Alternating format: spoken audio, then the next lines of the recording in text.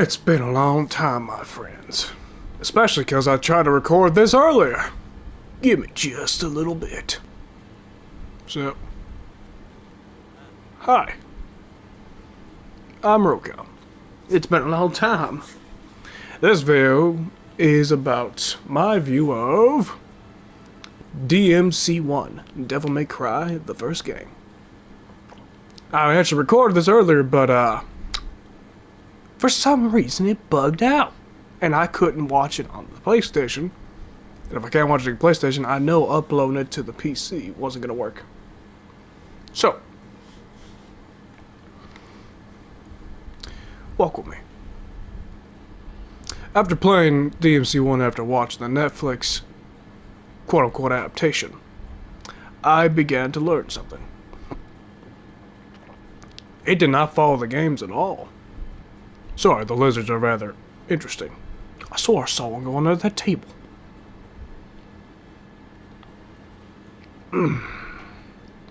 So let's talk. I will be talking about a little bit of the combat, a few enemies, and the bosses. So first, we'll talk about a little bit of the story. When you start the game, Dante's in his shop messing around with one of his pistols. A lady will walk in, talk to him a little bit, and then start fucking fighting him. This lady, who looks like Nina in my eyes, as in Nina from Tekken, but I know a lot of people are probably trying to tear me apart for that part, so forgive me in advance. But remember, I'm new to the DMC genre, especially after watching the Netflix that somebody made. I will say, from playing the 3 games, even while playing just the first game, they got Dante pretty much correct with personality and all that. Here's how it went. After fighting her, and she throws a bike and stuff at you, you begin to learn something. She realizes you do have the strength from your father, Sparta, this powerful demon, who the story is kind of resulted around. After all, he sealed the demon realm. But in the first game, that didn't seem to be the case. It was actually about going to an island where a mansion was to prevent Mundus from entering. The game, Trish, who would later betray you, but then actually be a good person. I didn't trust her at the start and I was right. But she ended up being a good person anyways. She was just misguided. So, she would tell you about Mundus' resurrection and his attempt to enter the human world from that island. Your job was to go to this place, look around, take care of any demons in the way, and prevent Mundus from exiting. Now that's usually the case. With Dante, he lost his family, his mother, and who he thought at the time, brother. But of course, from the 3rd game that takes place before, he knew his brother was alive, so that's why he only talked about his mother, unlike the anime. So, he goes through this place and encounters a few powerful demons. Phantom, Nilo Angelo, if I'm saying it right. I could be saying the Angelo part wrong, but aka Secret Virgil. That's what I call him because it turns out that's Virgil. Nightmare. And what else? What was the 4th one? Right, this giant bird! And then finally, you battle Mundus. Unlike these 4 bosses, you only fight Mundus once. He's the big bad final boss. And worth the title too, even if it could have been a whole lot better. Here's how, if I remember correctly, the encounters go. You encounter Phantom first, and then you encounter Nilo. After that, you will eventually encounter the bird and Nightmare. I forgot what order in between those. I believe you fight Phantom a 2nd time before killing him. Nilo you fight, everything else you fight additional 2 more times after encounters. The one I did not like fighting a 3rd time was fucking Nightmare. That fucking metal sludge tick. How can you make a technological war machine of a amalgamation of a fucking pocket dimension? How do you make that a thing? And that, hell isn't even that big a technology. That's the horrifying part. Aside from that, Phantom.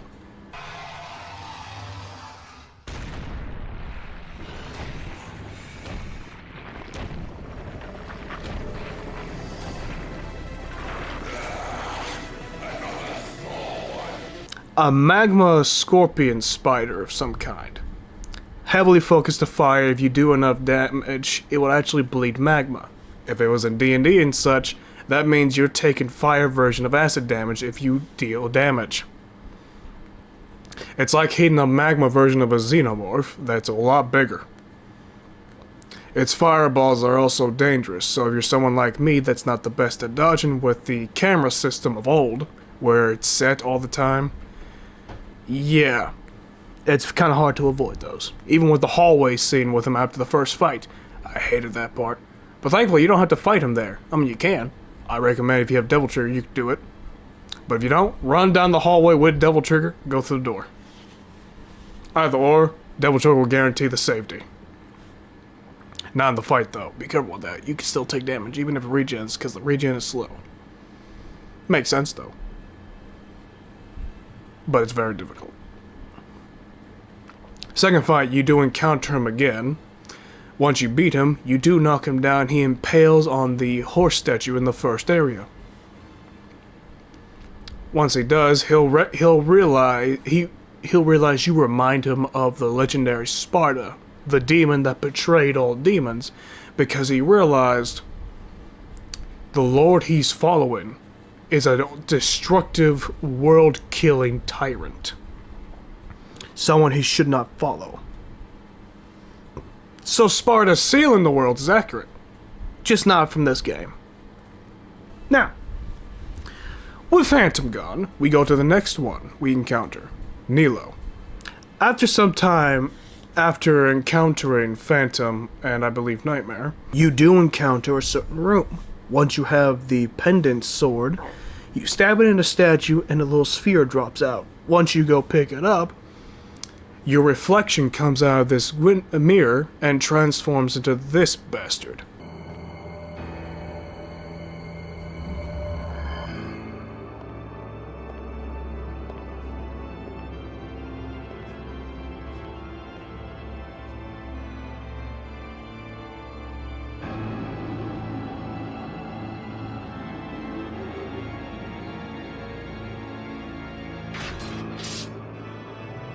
There is a stage in the first fight. Main area battle, do enough damage, he goes up to this area. Do enough damage here, he goes up to this area, and then you make him run out of health.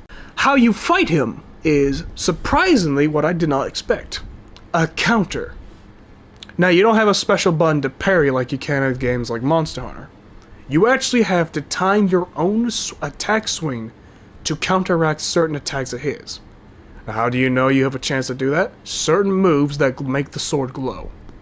If he also does charge his projectile orb, you can attack him during the charging period before he fires. Since he teleports, he can be very difficult, especially because in the second fight, he has a dashing attack, which many DMC fans, I believe, know from this game and others. The impaling stab dash, I call it. Because I forgot what it was called. I'll probably remember it after editing when I'm done with this part. After you beat him, you'll at some point encounter him another time after fighting the big bird. This bastard's a pretty strong fella. Very fun and entertaining, but he is a lightning storm. It was like fighting a lightning version of a Basilgeuse that liked to stay in the air. And to be honest, unlike Basilgeuse, I prefer this bastard to stay in the air. Because even though he is a Basilgeuse in the air, his ground version's worse. Nightmare is also a little thing to where you see the little devil plates. I call them devil plates because what the devil arms is required to hit them. Once you do enough attacks, you'll build up a full thing. While this thing's in the sludge form, turning these on forces it to form out in its solid form. Now you have to make it do certain actions so that you can attack the orbs, which becomes more tedious later on due to the attacks it can do. So in the first part, it's somewhat tedious, but very manageable. Not the third part, though. Hell no.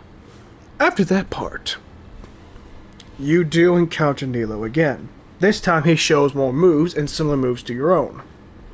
Teleports more often with sneak attack and actions. This part took a lot of lives just as much as the first time, despite me being stronger than last time. Eventually, I did manage to beat him. But he's a hassle, so I save literally every time after the fight. Mainly because of the checkpoint of the quest.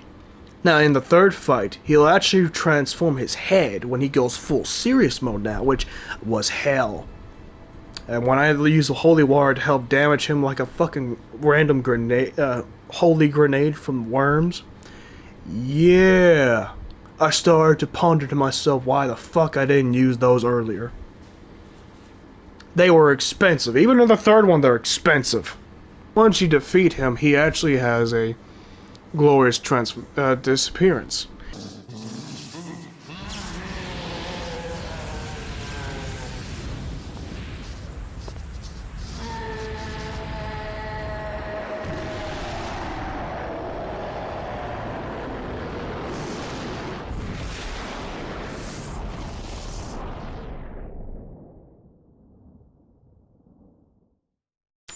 This is when he drops the other half of the amulet. Now me, still fresh from the Netflix thing, I was curious, but I wasn't 100% sure. But in the next scene when Mundus was talking to Trish, which confirmed that I was right, that she was a backstabbing bitch, not knowing she was misguided, he's told her Virgil was defeated. I'm like, that was Virgil?! So in other words, I was fighting the Devil Trigger version of Virgil the entire time.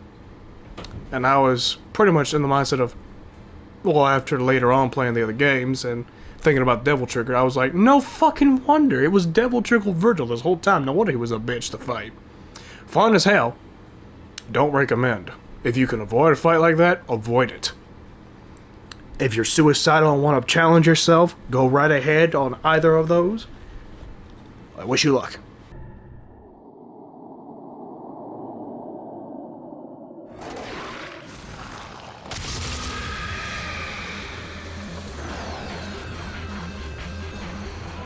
This thing I do not want to see again.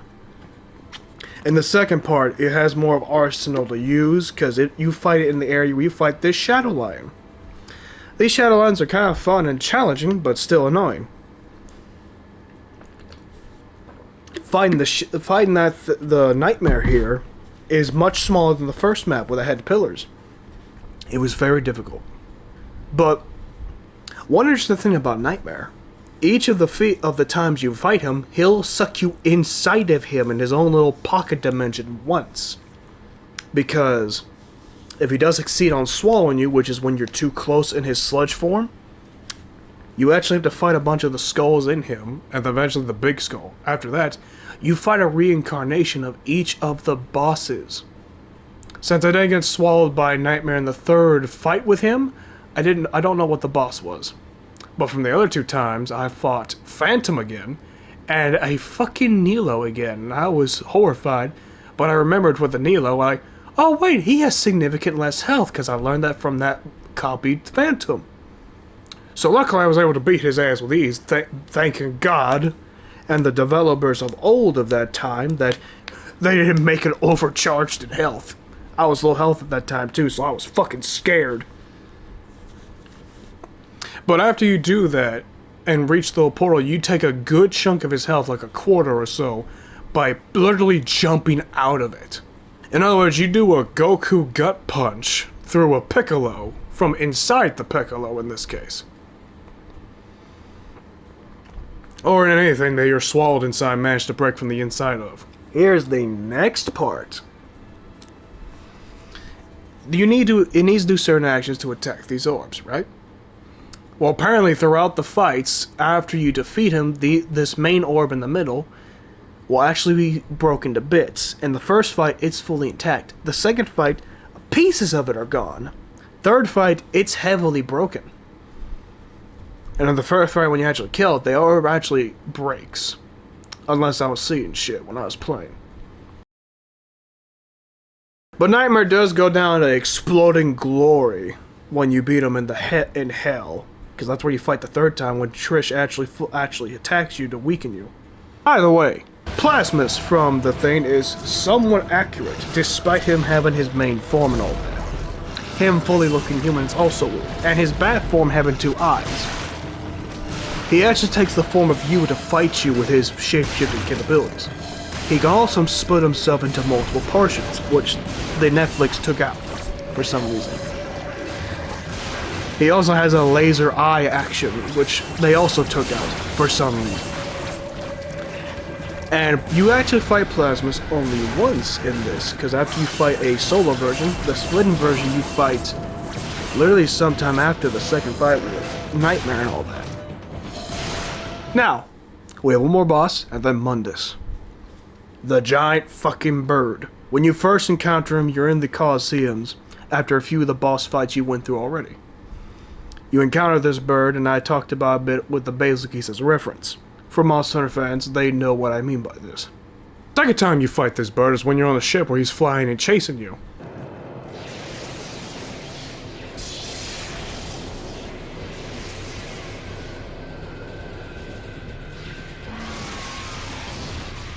This part's a little bit easier, especially if you use Devil Trigger with the sword and shoot lightning like crazy on him every time you get the chance. The third time you are on a little spot, you need a sacrifice for the pillar to collapse.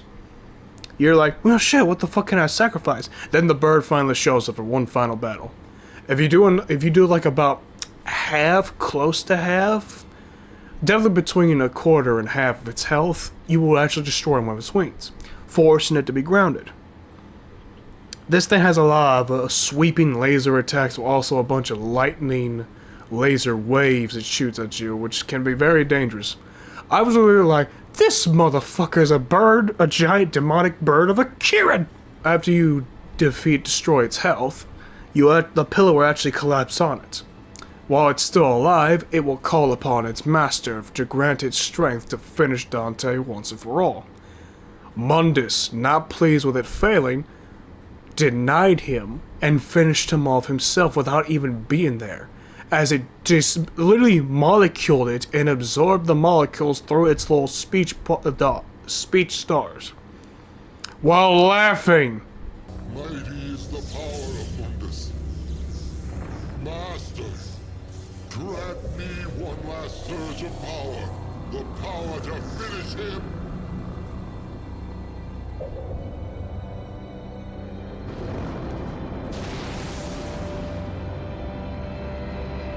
Master, Mundus. Griffin, you have failed me. You are no longer worthy.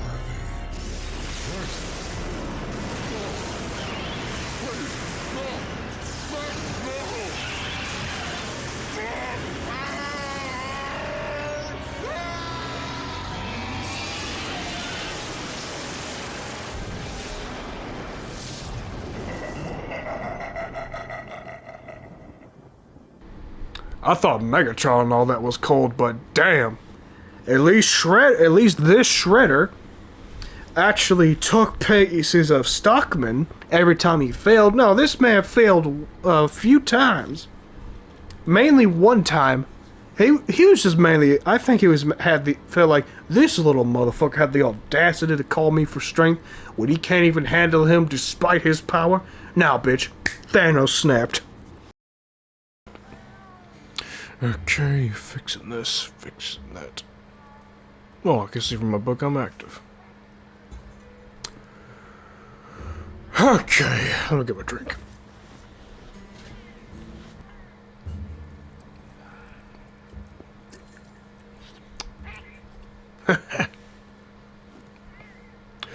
Okay. Now, if you're wondering why I'm on a Wilds instead of World for the remainder of this review, is because my last 10 minutes was interrupted by my dog. Also, don't mind my face. I had my own version of a Megatron moment. We don't talk about it. Anyways, The last part of this would be my ratings of the bosses, and talking about Mundus. Yep, okay. Mundus! One hell of a fight, 2 stages. First stage, which unlocks the Devil Trigger later on in Hardcore for the Sparta Blade, literally has you in a flight system of shooting at him. He'll summon these spheres, he'll throw rocks at you, tomato. Now, if you remember from the cinematic, if you've played the game with those energy spikes stabbing through you, that's technically what he's shooting at you as a fucking chain gun. Just move around the screen to dodge him. Easy, right? Oh, if you're not careful and do a line kind of movement, or not keeping a specific wide movement of dodging, you will get lit the hell up. Second, he'll summon these big spheres. You'll have to destroy them. If you have a full Devil Trigger gauge in this first phase, you'll summon a fucking energy dragon to shoot him and take down at least a quarter of his health. Each of these main shield spheres, we'll call them, you destroy, you build a Devil Trigger. But you need maximum Devil Trigger to do the dragon. So, if you're fortunate, you'll at least do 2 unless you're someone that for some fucking reason will wait to do all of them just to hit him. Now once the shields are gone, shoot his chest enough. He will also move through the screen and he counts as an attacking object, so make sure you don't get hit by him. But once you take out his health, he'll crash down to lava. That's where the second phase comes in. Now the big spheres also build up your Devil Trigger. You barely do any kind of damage with your guns, and he's always out of range from your blade, even on the closest floating platform. So your objective is to avoid certain attacks and to... Check your map when you're ready.